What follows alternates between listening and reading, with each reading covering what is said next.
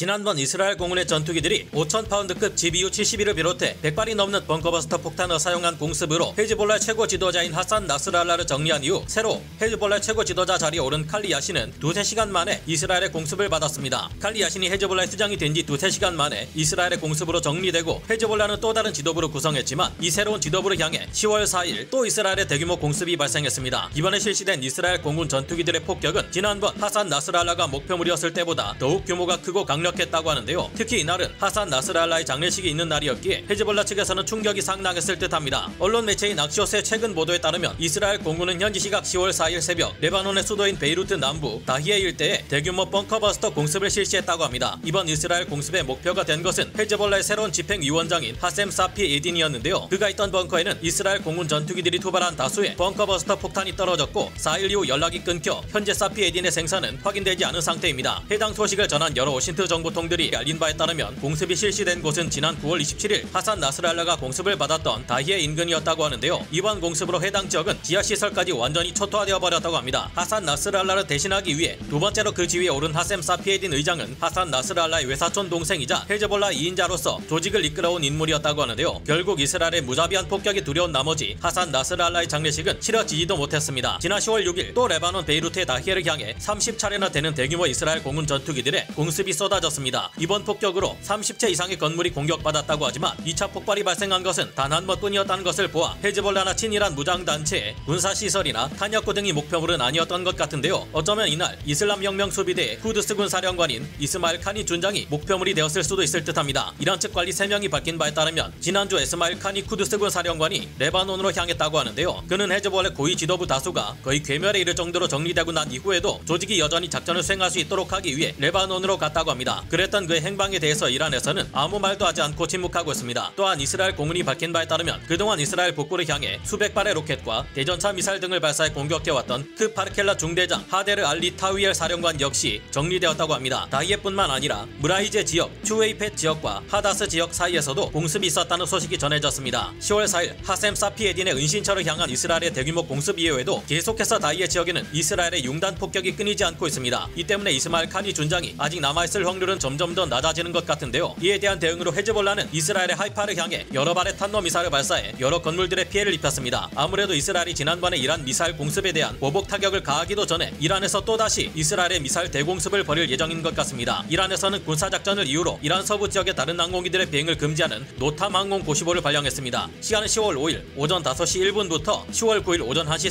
30분까지인데요. 이란 전역에서는 거대한 이란의 이동식 탄도미사일 발사대가 이스라엘과 가까운 이란 서쪽으로 이동 중이라는 소식이 곳곳에서 들려오고 있으며 이란 전역의 모든 군대가 이스라엘의 공습에 대비해 최고 수준의 경계태세에 돌입했다고 합니다. 지난번 이란의 탄도미사일 공격이 이스라엘에도 어느 정도 피해를 입혔다는 것이 확인되었는데 이번에 또 그와 같은 탄도미사일 공격이 가해진다면 더 큰 피해가 이스라엘에 발생할 것이 우려됩니다. 이에 앞서 이스라엘이 선제 타격으로 이란의 탄도미사일 이동식 발사대를 제거하려 할 것인지 여부를 지켜봐야겠습니다. 지난번 이스라엘 공군 전투기들이 시리아 내 흐메이민 공군기지를 공습한 것에 이어 10월 6일 오전 5시쯤에는 이스라엘의 드론이 시리아 홈스 지역에서 공습을 실시했다는 소식도 있었는데요. 현지 시각 10월 6일 워싱턴 포스트의 보도에 따르면 이스라엘은 앞으로 48시간 내 이란을 상대로 대규모 군사작전을 준비 중이라고 합니다. 이스라엘군은 대규모 공습을 실시하기 전에 주변의 위험 요소를 공격해 무력화하는 중이라고 하는데요. 이런 상황에 이란 내부에서 핵실험을 실시한 것 같다는 정황이 포착되었고 미국을 비롯한 다른 이스라엘의 동맹국들이 반대하고 있음에도 이를 무시하고 이스라엘은 가능하다면 이란의 핵시설을 직접 타격할 수 있다는 전망이 계속해서 등장하고 있습니다. 이스라엘이 노릴 수 있을 것으로 예상되는 이란 내의 목표물은 보시는 것처럼 38곳이 넘습니다. 15개의 미사일 기지 및 군사시설, 그리고 11개의 정유시설, 12개의 원자력 발전소 등 이란 전역에 걸쳐 상당히 많은 곳이 목표가 될 수 있을 것으로 예상되는데요. 과연 이스라엘 혼자서 이를 모두 타격할 수 있을까요? 전문가는 아니지만 해당 분야의 정보를 조사 정리했습니다. 본의 아니게 틀린 분이 있을 수 있다는 점 양해해 주시면 감사하겠습니다.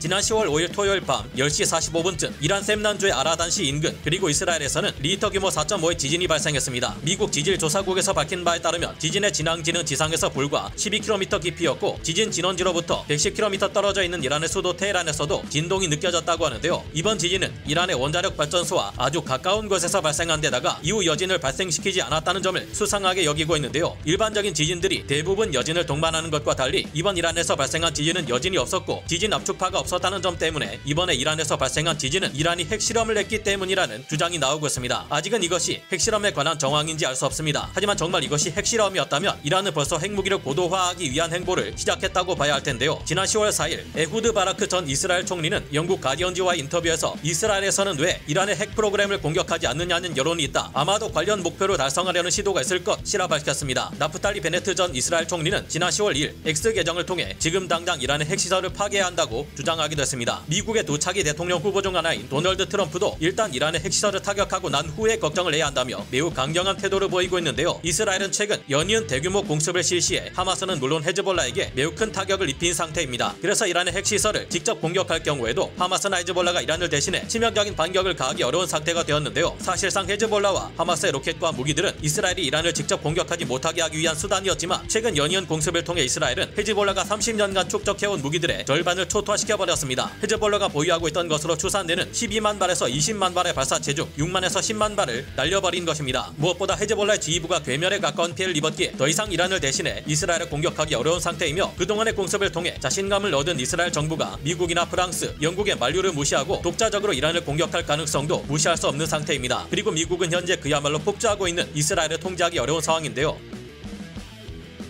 특히 뉴욕타임즈가 10월 5일 보도한 바에 따르면 이스라엘은 이전보다도 더욱 강력하고 공개적인 방식으로 이란을 직접 공격할 준비가 되어 있다고 합니다. 이스라엘이 이란의 핵시설을 공격한다면 대당 무려 6발의 2000파운드급 항공폭탄을 탑재하는 F-15I 라, F-35I 아디르스테스 전투기와 같은 공군력을 이용할 가능성이 높은데요. 하지만 문제도 있습니다. 이번 목표물이 이란의 핵시설이라면 지난번 하산 나스랄라 헤즈볼라 최고 지도자를 정리할 때 쓰였던 5000파운드급 벙커버스터 폭탄보다도 더욱 화력이 강한 벙커버스터 폭탄이 필요할 것으로 보이기 때문입니다. 당시 쓰였던 벙커버스터 폭탄들은 지하 18m 이상을 뚫고 들어가 지하시설을 뿌리채 초토화시켰지만 이번에는 그보다 더 깊이 뚫고 들어가 내부에서 폭발을 일으키는 엄청난 무기가 필요한데 이스라엘이 이런 수단을 가지고 있을지 확실치 않고 이 때문에 이란에 대한 보복 타격이 자꾸 늦어지는 것 아니냐는 말이 자주 나오고 있는 상태입니다. 이런 공격을 대규모로 하려면 아무래도 미국의 도움이 있어야만 할 텐데 미국이 자꾸만 확전을 우려하며 핵시설 타격은 만류하고 있어서 문제라는 것입니다. 이스라엘에서 이란까지 날아가려면 최소 1600km에서 2000km가 넘는 거리를 비행해야 합니다. 또한 이란의 수도 테헤란은 레바논의 헤즈볼라나 예멘의 후티 반군보다 훨씬 강력한 밀집 방공망을 갖추고 있어서 무시할 수 없습니다. 이런 곳까지 날아가 유사시 급격한 회피 기동까지 감수하며 항공기들을 이용해 대규모 폭격을 감행하려면 훨씬 많은 수의 전투기와 정찰기는 물론 조기경보 통제기와 공중급유기가 필요할 텐데 이건 역시 미국과 영국 등의 도움이 없으면 어느 정도 한계가 있을 것으로 보입니다. 이번에는 공군력 외에도 이스라엘이 중장거리 탄도미사를 이용해 이란을 타격할 가능성도 있다고 뉴욕타임즈는 전했습니다. 현재 이스라엘은 사정거리가 3200km에 이르는 탄도미사일 제리코2와 사정거리가 6400km에 이르는 탄도미사일 제리코3를 확보하고 있습니다. 뉴욕타임즈의 보도는 이스라엘이 이란을 공격할 때 공군에만 의존할 필요가 없으며 이란의 핵시설을 타격하기 위해 이스라엘이 탄도미사일을 사용할 수도 있다고 분석했는데요. 10월 7일 오전 3시 50분 이후로 이란의 서부 영공과 이스라엘 사이의 영공을 비행하는 다른 비행기들이 모두 사라졌습니다. 레바논의 영공 또한 텅 비어있기는 마찬가지인데 이를 보면 당장이라도 이스라엘의 공습이 시작될 것 같은 긴장감이 돌기 시작하는데요. 이후 상황이 어찌 될지는 알 수 없고 많은 언론들은 이스라엘이 진짜 핵시설을 타격하기보다는 정유시설이나 이란의 군사시설을 타격하는 데서 보복 타격을 그칠 가능성이 높다고 판단하고 있습니다. 그러나 여태껏 이스라엘이 전혀 예상치 못했던 일을 독단적으로 벌여온 것이 한두 번이 아니었기에 상황을 지켜볼 필요가 있을 것 같습니다. 감사합니다. 영상을 재밌게 보셨다면 구독, 좋아요,